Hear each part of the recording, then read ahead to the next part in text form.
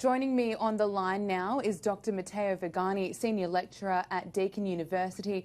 Matteo, thank you so much for your time. Why are we seeing a trend in random stabbing attacks? Well, it is an increasingly common form of terrorist attack because, of course, it's easy to obtain weapons. If we think about Australia, for example, since 2014, we had at least 20 plots. 4 of them were plotting major attacks. And we had, unfortunately, 8 attacks, all of them using low technology and low impact weapons, and 5 relying on knives. So it's definitely common because it's very hard to detect. So unlike bombs, when a terrorist wants to make a bomb when tries to find components, usually it raises red flags, not when using knives. So this is the reason why it's more common.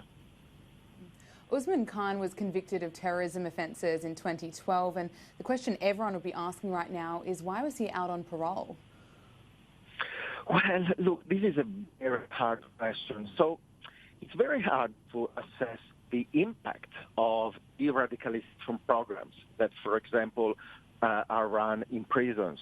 So former terrorists are often, let's say, used increasingly in counterterrorism and counter-violent extremism operation because they are powerful voices in de-radicalizing and in disengaging potential youth at risk. They have street credits. They can talk about the disillusion, hypocrisy of terrorist leaders. They can expose, the hypocritical narratives of terrorist groups. However, of course, we never know if the radicalization and the disengagement work 100%. And look, honestly, I can say that we will never be a risk-free society. So even if we increase our chances that a terrorist attack will not happen again, there will be always a small chance, a small probability that something goes wrong. Usman Khan had been attending a seminar on prisoner rehabilitation programs. How can we assess the success of these rehabilitation programs? Look, measuring impact of de-radicalization and in general counterterrorism programs is a real gap now. So everyone agrees around the world it's a global problem.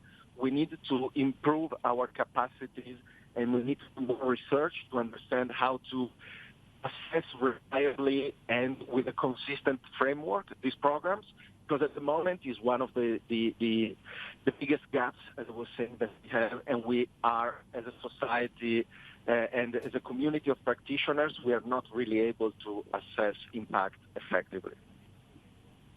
I suppose another concern now is, will this inspire more attacks?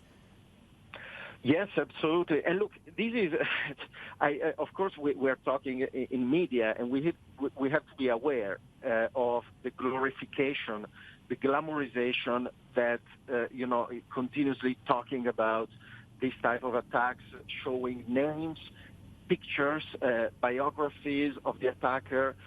That can have it's risky because it can inspire copycats. It can push someone on the edge of committing something to action.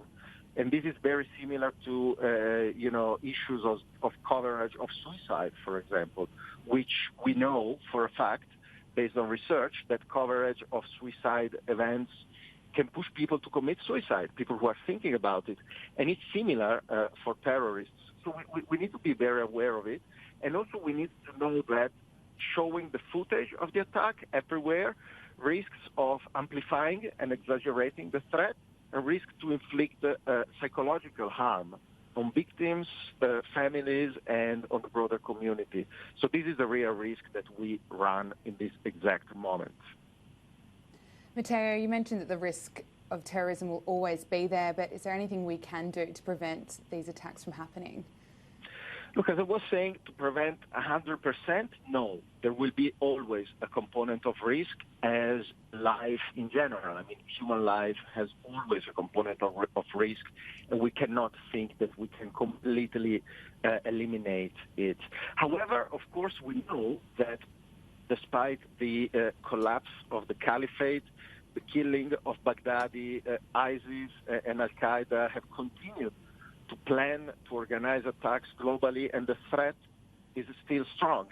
However, on the other hand, we know that the Western countries, and especially Australia, for example, disruption and counterterrorism works, let's say, has continued to work decently well, I mean, reasonably well.